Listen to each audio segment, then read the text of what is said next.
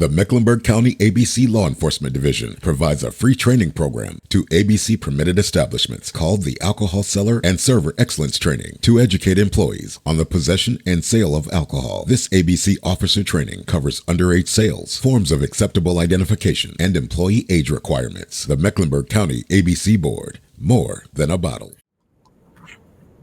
Hi, family. I'm Melanie Pratt, your midday host for Praise 100.9. Welcome to Radio 1 Charlotte's Community Mental Health Series in partnership with the Mecklenburg County Alcoholic Beverage and Control Board. Now, this will be a space where you'll find hope, resources, and assistance. Each month, we've been discussing a topic with you, our listeners, that can affect your overall mental and behavioral health. For this month, our topic is mental illness in the family. And to provide us with the toolbox needed to navigate, we have two fantastic organizations. In no particular order, the first organization is Center 360 Incorporated with Ms. Akila Hamilton Stewart, Executive Director. And the second organization is Supportive Housing Communities with Ms. Kiana Simmons, Chief Program Officer. Welcome, Ms. Stewart and Ms. Simmons. Thanks so much for joining me today for Community Health, sponsored by the Mecklenburg County ABC Board. Thank you for having us. Ms. Stewart, I'm going to start with you. Thank you again for being with us here today for our Mental and Behavioral Health Initiative, Community Mental Health, where for this series, we're focusing on mental illness in the family. This is a critical topic and a subject that is considered taboo or has stigmas attached. And we, for whatever reason, just don't talk about it. Can you please tell us about your organization, Center 360 Incorporated, and how they factor in? Yes. So with Center 360, we are of course, grassroots nonprofit. We work with middle school students in grades 5 through 8, and we help them develop their career path by figuring out what they truly love, what they truly enjoy, what they're naturally good at, and connecting that to that career path. A lot of our kids right now, they want to be the next basketball player, the next football player, rapper, or, like YouTube influencer or something. But there's so much more that's out there that they have no idea. And so many that's natural talents and gifts that they have that they haven't tapped into. So we help them tap into that by way of figuring out what's going on, which sometimes there's a lot going on the inside and in their heads.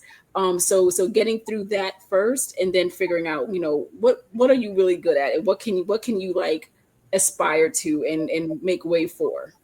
I love that. Got to start somewhere, right? Got to start somewhere.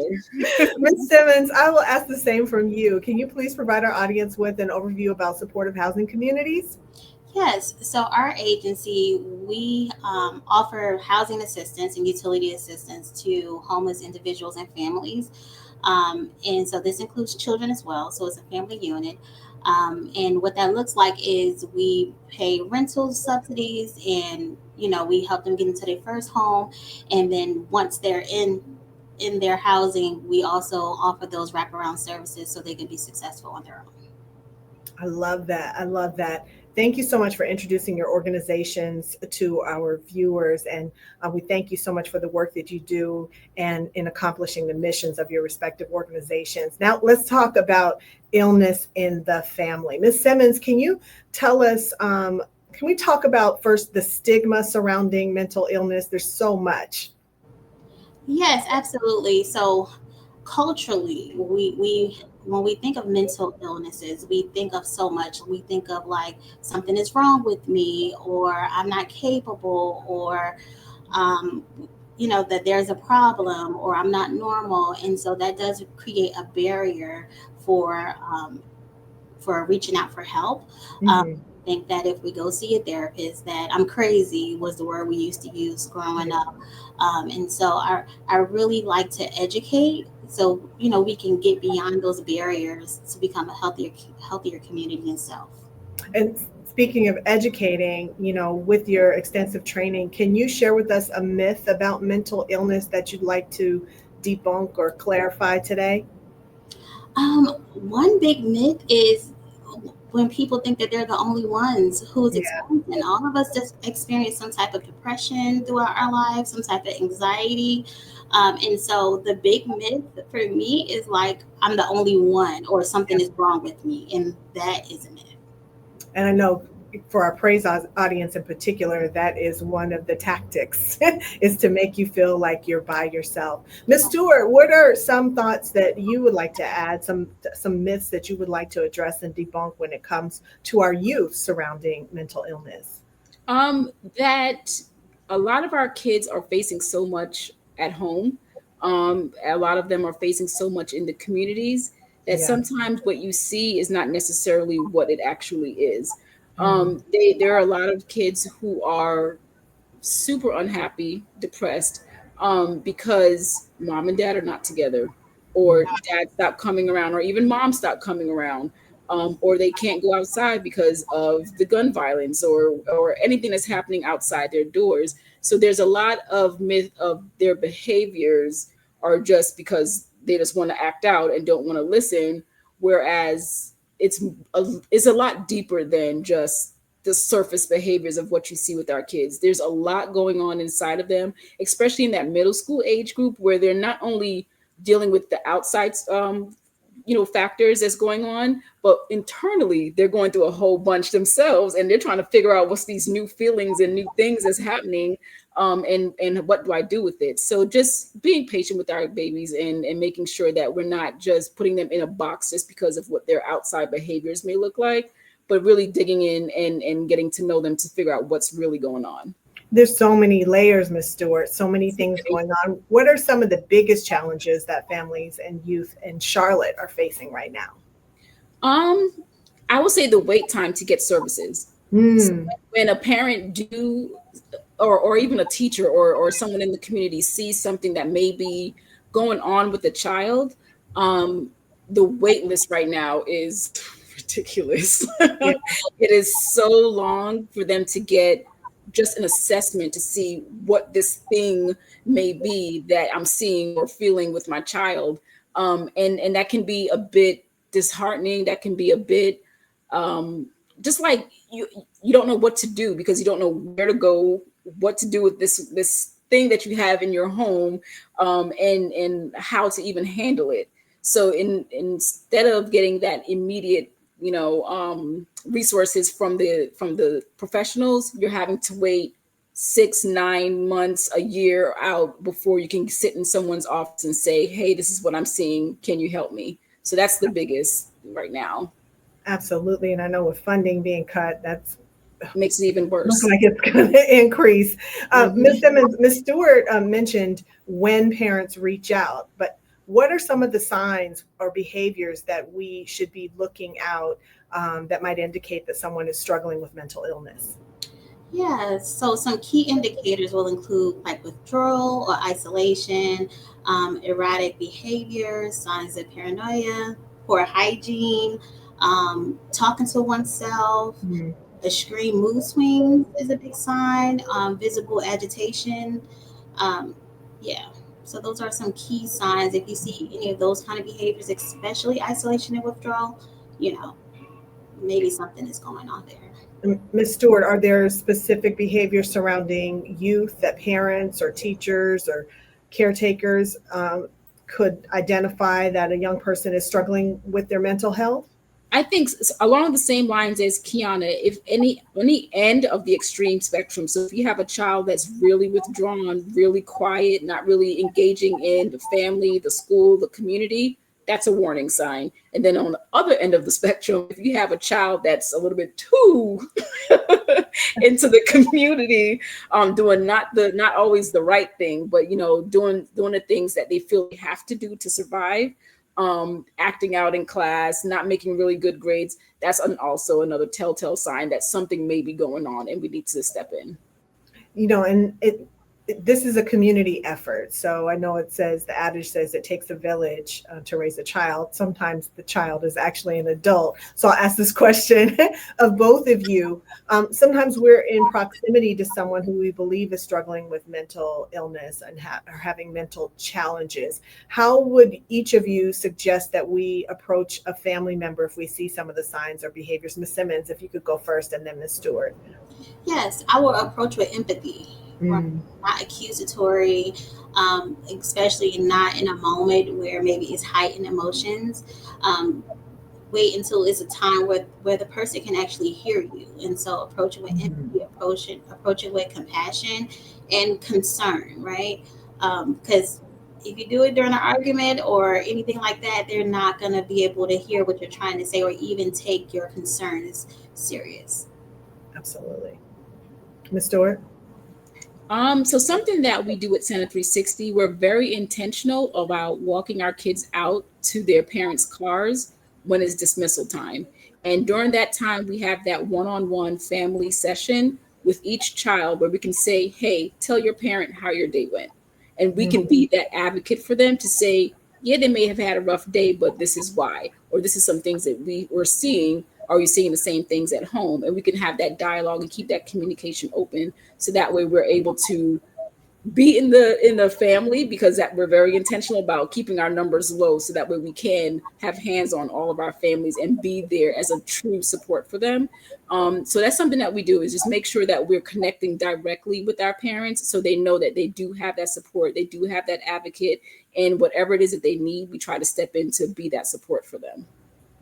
Thanks so much, Ms. Stewart. I know you earlier were talking about one of the barriers is the wait time once someone reaches out.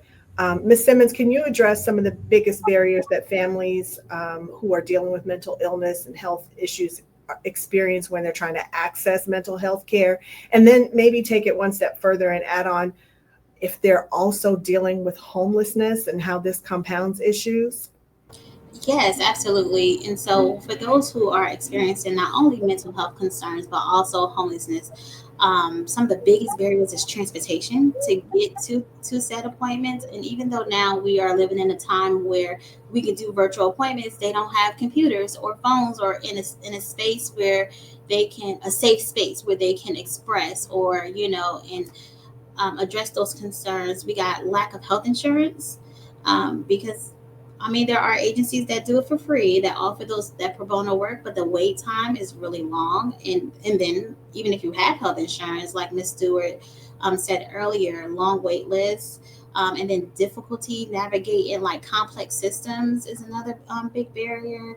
And then also for those who are experiencing homelessness, especially if they've been outside for a long time, they don't trust. So lack of trust of systems, right? It's hard to get past like that first layer to get them to want to open up. And then when we think of the Maslow hierarchy of care, like if they're not housed, they're not thinking about their mental health right now because that's not what is on their forefront. And so first we want to get them housed and then we can address the rest. Ms. Stewart, your organization has been deeply involved in supporting our youth. Can you tell us about your intentionalism about after school programs? Yes. So we are super intentional about after school because those hours between 3 to 6 is when parents are still at work and their children are at home. Their children sometimes will go home and do what they're supposed to, and sometimes they'll be out in the streets doing things that they're not supposed to. So we are very intentional about keeping our kids safe. We don't want them out there with drugs. We don't want them out there with doing, having sex and being unsafe. We don't want them out there, robbing and stealing and all of the things that they can stay away from if they have a safe place to come to, which is why we make sure that we are available and ready to take them in during those hours, during the after school hours, to make sure that while parents are getting off of work, traveling in all the traffic of Charlotte, while they are picking up the little ones from school or from daycare, they know that their child is somewhere safe with adults who are able to take care of them, teach them some things, and make sure that they're handed off to another adult instead of, fending for themselves while at home. Thanks so much, Ms. Stewart. Ms. Simmons, supportive housing communities, can you share with us what kind of support you offer through case management and client navigation surrounding mental health? Yes. So our case managers, what we do is we meet the families where they are.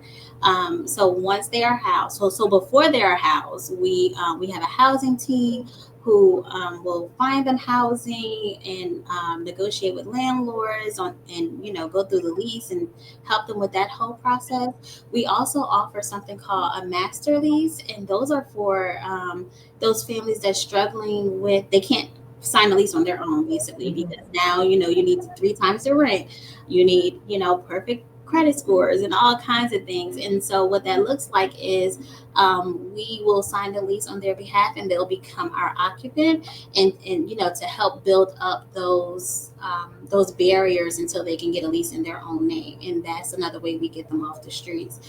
But once they are in housing, our case managers, they go in monthly, sometimes multiple times a month.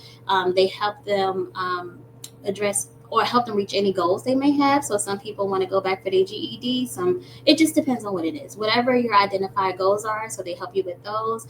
And then we also have a life skills navigator, and what they do is they'll go into the homes for those who need just a little bit more care. Sometimes we take for granted that those who have been like on the street for X amount of time, or anybody, that they have those basic skill sets that is needed to take care of home. And so our life skills navigator will go in and address those additional barriers. And that could be as small as how to wash a cup, how to wash a fork, how to make a bed, or how to properly sweep a floor. And so they'll go in and provide those little bit extra services that the case manager just really doesn't have time to do because of the caseloads. And so, yeah, that's kind of where we are. That's incredible. I'm sure they appreciate the support and we appreciate the work that you do. Ms. Stewart, can you please share with us how your organization might work with a family where maybe there's been a situation that a young person may have been misdiagnosed surrounding their mental health, and also share with us about your partnership with Anuvia? Yes. So something that we do is a bit of case management as well. We're not too deep into it, but we do enough where if a family has a child that is having some academic or behavioral issues at school, which can kind of tie into mental health, we sit with them in their IEP meetings, in 504 meetings, because a lot of the parents don't understand the language of that. So we're there as their personal advocates to say, this is what that means. And hey, this is what we're also seeing during after school hours as well, which kind of can correlate with what mom is seeing or dad is seeing at home, or even grandparents are seeing at home or in the community. So we are there to help them navigate that system in regards to what can happen at school to help the child excel and their needs be met while in the school setting. We also work with Anuvia as well as a lot of the different universities here for interns. So we have a lot of social work interns that come in, and they're talking to them directly about the effects of drugs and alcohol and vaping. That's a big thing now, is vaping. So we talking to them directly about what the effects are when it comes to not only your health but your mental health too, because it can distort certain things that you feel and think and how you are. So just teaching them about the long-term effects of what all of these things entail and making them aware, and so they can make informed decisions if they do come against someone offering them or them finding or whatever the case may be. But if that comes their way, they can make more informed decisions in regards to the drugs and the alcohol, and as well as vaping. Thank you so much. Ms. Simmons, can you share with us some common triggers surrounding the mental health crisis amongst individuals, particularly those without stable housing, and how we, the community or community organization, or the general public, might help prevent these crises? Yeah, so common triggers will include exposure to violence, substance use, loss of personal belongings, untreated trauma, chronic physical health conditions, and then the stress of instability itself is a daily trauma. And so, community organizations can help by offering trauma informed care practices, creating safe spaces, Consistent outreach will be a good help. And then the public, they can help support these efforts through advocacy, volunteering at some of these different organizations, and combating the stigma will be a big help. I know you mentioned empathy earlier, and that's really at the root, empathy and compassion, and certainly we can all do our part. Miss Stewart, can you share with the audience details about the Lotus program and start with telling us what Lotus stands for?